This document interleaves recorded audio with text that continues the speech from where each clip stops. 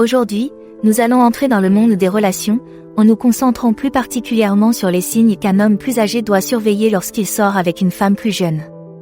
Ces indicateurs peuvent être subtils, souvent enveloppés dans des comportements, des mots ou même des attitudes qui peuvent initialement passer inaperçus. À la fin de cette vidéo, vous aurez acquis les connaissances nécessaires pour repérer ces signaux d'alarme, ce qui vous aidera à gérer votre relation avec plus de conscience et de prudence. N'oubliez pas qu'à la fin de la vidéo, un conseil spécial vous attend. Cette astuce vous permettra de faire le lien entre tous les points, en vous donnant un conseil essentiel qui transformera la façon dont vous réagissez à ces signes. Il changera la donne et renforcera votre stratégie relationnelle. 1. Reconnaître les comportements manipulateurs. Plongeons dans l'univers des comportements manipulateurs. Il s'agit d'un aspect subtil mais important de certaines relations, et il est essentiel de le comprendre. Pourquoi est-ce important ? Explorons-le. La manipulation dans une relation peut être très insidieuse. C'est lorsque quelqu'un utilise des tactiques émotionnelles pour influencer ou contrôler les décisions de l'autre, généralement dans son propre intérêt. Cela peut prendre la forme d'une culpabilisation après un désaccord ou d'un rôle de victime pour influencer vos actions. C'est un signe d'alerte, qui signale des problèmes plus profonds dans la relation. Mais la manipulation n'est pas toujours synonyme de grands gestes ou de contrôle manifeste. Elle peut être aussi subtile qu'un changement de conversation ou le fait de vous faire douter de vos propres décisions. C'est comme marcher sur un terrain en perpétuel mouvement où l'on ne sait jamais très bien où l'on se trouve. La clé est d'observer. Vous fait-elle souvent culpabiliser pour vos choix ? Joue-t-elle à la victime pour arriver à ses fins ? Ce sont des signes à surveiller. N'oubliez pas que les relations saines reposent sur le respect mutuel et une communication ouverte, et non sur des jeux émotionnels. Il est essentiel d'être conscient de ces comportements manipulateurs pour éviter les dynamiques toxiques et entretenir une relation saine et épanouissante. 2. La jalousie excessive. Intéressons-nous à la jalousie. Il s'agit d'une émotion courante, mais la frontière entre la jalousie normale et la jalousie excessive est ténue. Pourquoi cela est-il important ? Voyons cela de plus près. Un peu de jalousie dans une relation peut parfois être flatteur. Elle montre que quelqu'un s'intéresse à vous. Mais lorsque la jalousie s'intensifie, elle peut devenir toxique. Si vous avez constamment l'impression d'être sous un microscope et que chaque interaction avec une autre personne est examinée à la loupe, cela peut devenir claustrophobique. C'est à cela que peut ressembler la jalousie excessive. Il ne s'agit pas seulement d'un sentiment de protection. Il s'agit d'une insécurité qui se manifeste sous forme de contrôle. C'est là que le bâtiment blesse. La jalousie excessive n'est pas seulement un manque de confiance en vous. Elle reflète souvent des problèmes plus profonds chez la personne qui la ressent. Si elle est excessivement contrariée par vos interactions sociales ou si elle vous surveille de trop près, ce sont des signaux d'alarme. Ce n'est pas une question d'attention. Il s'agit de contrôle. Quelle est donc la meilleure approche ? Une communication ouverte est essentielle. Expliquez-lui ce qui la rend jalouse et pourquoi. Comprendre l'origine de ses sentiments peut aider à les aborder de manière constructive. N'oubliez pas que la confiance est le fondement d'une relation saine. En reconnaissant et en traitant la jalousie excessive, vous travaillez à la construction d'une relation basée sur la confiance et non sur la suspicion. 3. Comprendre l'importance des limites. Parlons maintenant des limites. Elles sont essentielles dans toute relation, mais que se passe-t-il lorsqu'elles ne sont pas respectées ? Entrons dans le vif du sujet. Les limites sont comme les directives personnelles que nous établissons pour nous sentir en sécurité et respectés. Elles sont essentielles à une relation saine. Cependant, lorsque quelqu'un ignore ou franchit constamment ses limites, c'est un signal d'alarme. Cela peut se manifester par des vérifications répétées de votre téléphone sans permission, par l'insistance à passer chaque moment ensemble ou par le non-respect de votre besoin d'être seul. Il ne s'agit pas simplement d'être affectueux. Il s'agit d'un manque de respect pour votre espace personnel et votre autonomie. Il est important de reconnaître quand vos limites sont franchies. Si elle ne tient pas compte de vos sentiments ou s'énerve lorsque vous exprimez votre besoin d'espace, c'est un signe de manque de respect. Les relations saines reposent sur le respect mutuel et la compréhension des limites de chacun. Au lieu de laisser vos limites s'estomper, communiquez-les clairement. Une relation où les deux partenaires respectent les limites de l'autre est plus épanouissante et durable. N'oubliez pas que l'établissement et le maintien de limites ne consistent pas à créer une distance. Il s'agit de construire une relation dans laquelle les deux partenaires se sentent à l'aise et respectés. Cette approche favorise une connexion plus profonde et plus significative. J'espère que vous avez trouvé cette vidéo instructive et utile. Si c'est le cas, pourquoi ne pas apporter votre soutien? Un simple like, un commentaire ou un clic sur le bouton « S'abonner » peuvent faire une grande différence. Merci de faire partie de ce voyage. 4. Naviguer dans les eaux de la critique constante et de l'affaiblissement. Nous allons maintenant nous intéresser à la critique et à la façon dont elle peut affecter les relations. Il est naturel de donner et de recevoir des commentaires, mais qu'en est-il lorsqu'ils deviennent constants et nuisibles? Explorons cet aspect.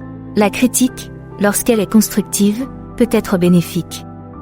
Mais lorsqu'elle se transforme en un flot incessant de commentaires négatifs sur vos actions, vos choix ou même votre personnalité, elle devient toxique. Il ne s'agit pas seulement de donner des conseils. Il s'agit plutôt de vous faire douter de votre valeur et de vos décisions. Pensez à ces moments où ce qui est censé être une suggestion utile ressemble davantage à un coup de poignard. Il s'agit ici de reconnaître la différence entre un retour d'information utile et une critique préjudiciable. Si elle souligne souvent vos défauts ou déprécie vos réalisations, ce n'est pas constructif.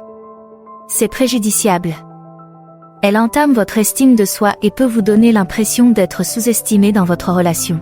Au lieu de vous laisser abattre par des critiques constantes, concentrez-vous sur la création d'un environnement dans lequel vous pouvez tous deux exprimer vos préoccupations sans négativité. La communication doit vous élever et non vous abattre. En abordant ce problème et en préconisant une approche plus positive et plus solidaire, vous ouvrez la voie à une relation plus saine et plus respectueuse. N'oubliez pas que chacun mérite d'être dans un partenariat où il se sent apprécié et valorisé. 5. Repérer le manque de maturité émotionnelle. Concentrons-nous sur la maturité émotionnelle, un élément essentiel de toute relation. Que se passe-t-il lorsqu'elle fait défaut? Nous allons le découvrir. La maturité émotionnelle n'est pas seulement une question d'âge. Il s'agit de la façon dont une personne gère ses émotions, communique et résout les conflits. En son absence, vous pourriez constater un comportement impulsif, une incapacité à gérer les désaccords sans escalade ou des réactions excessives à de petits problèmes. Ce sont des signes évidents d'immaturité émotionnelle qui peuvent conduire à une relation difficile. Considérez les situations dans lesquelles un désaccord mineur se transforme en une véritable dispute ou dans lesquelles les discussions calmes sont rares. Ce sont des signaux d'alarme qui indiquent une immaturité émotionnelle. Il est difficile de construire une relation stable et saine avec une personne qui a du mal à gérer ses émotions et à communiquer efficacement. Il est essentiel de reconnaître ces signes. Si vous constatez qu'elle réagit souvent de manière impulsive, qu'elle a du mal à discuter calmement ou qu'elle réagit de manière excessive, il est temps de s'attaquer à ces problèmes. Encouragez les conversations ouvertes et honnêtes sur les sentiments et la résolution des conflits. N'oubliez pas qu'une relation repose sur la croissance et la compréhension mutuelle. En mettant l'accent sur la maturité émotionnelle, vous n'améliorez pas seulement votre relation, mais vous contribuez également à votre développement personnel. Il s'agit de créer un environnement favorable où les deux partenaires peuvent s'exprimer et évoluer ensemble. 6. Se méfier de l'exploitation financière. Passons à la question de l'exploitation financière, un sujet souvent négligé mais incroyablement important dans les relations. Que se passe-t-il lorsque l'argent devient un outil de manipulation? Voyons les choses en détail. L'exploitation financière dans les relations peut être subtile, mais avoir un impact. Elle se produit lorsque l'un des partenaires commence à considérer l'autre comme une ressource financière plutôt que comme un compagnon. Cela peut se manifester par des demandes constantes d'argent, l'attente régulière de cadeaux extravagants ou des pressions exercées sur vous pour que vous preniez des décisions financières qui ne profitent qu'à elle. Il s'agit d'une situation où la balance des concessions est déséquilibrée et penche lourdement d'un côté. Pensez à ces moments où l'aide financière est demandée un peu trop fréquemment, ou lorsque votre générosité semble être l'attraction principale. Il ne s'agit pas d'un simple besoin. C'est le signe que vous utilisez le levier financier comme un mécanisme de contrôle. Il est essentiel de reconnaître quand la générosité est considérée comme acquise ou quand les attentes financières sont unilatérales. Pour lutter contre l'exploitation financière, il faut fixer des limites claires en matière d'argent et comprendre la différence entre soutenir et se faire exploiter. Des discussions ouvertes sur les finances peuvent clarifier les intentions et les attentes dans la relation. N'oubliez pas qu'une relation saine repose sur le respect et le soutien mutuel, et non sur des transactions financières. En étant attentif à cette dynamique, vous pouvez favoriser une relation basée sur la connexion émotionnelle, et non sur la dépendance financière. Et maintenant, le conseil bonus, faites confiance à votre instinct. Cela peut paraître simple, mais c'est un outil puissant dans toute relation. Pourquoi ce conseil est-il si important? Entrons dans le vif du sujet. Votre instinct, c'est-à-dire votre subconscient, perçoit des indices qui peuvent échapper à votre esprit conscient. Dans les relations amoureuses, en particulier lorsque vous sortez avec quelqu'un de plus jeune, ces instincts peuvent être votre meilleur guide. Si vous avez l'impression que quelque chose ne va pas, cela vaut la peine d'y prêter attention. Il peut s'agir d'un changement subtil de comportement, d'un schéma récurrent ou simplement d'un sentiment que quelque chose ne va pas. Pensez au moment où vous vous êtes senti mal à l'aise ou où vous vous êtes demandé si ces actions correspondaient à vos valeurs. Il ne s'agit pas de réfléchir à chaque détail. Il s'agit d'écouter votre voix intérieure. Votre instinct détecte souvent les signaux d'alarme avant votre esprit rationnel. Alors, que faire de ces instincts? Utilisez-les comme une incitation à la réflexion et à la conversation. Si vous vous sentez mal à l'aise face à certains comportements, abordez-les dans le cadre d'une discussion. Il est important de trouver un équilibre entre l'instinct et une communication ouverte. N'oubliez pas qu'en vous fiant à votre instinct, vous protégez votre bien-être et vous vous assurez d'avoir une relation saine et respectueuse. En écoutant et en respectant votre intuition, vous pouvez naviguer dans le monde des rencontres avec plus de confiance et de clarté.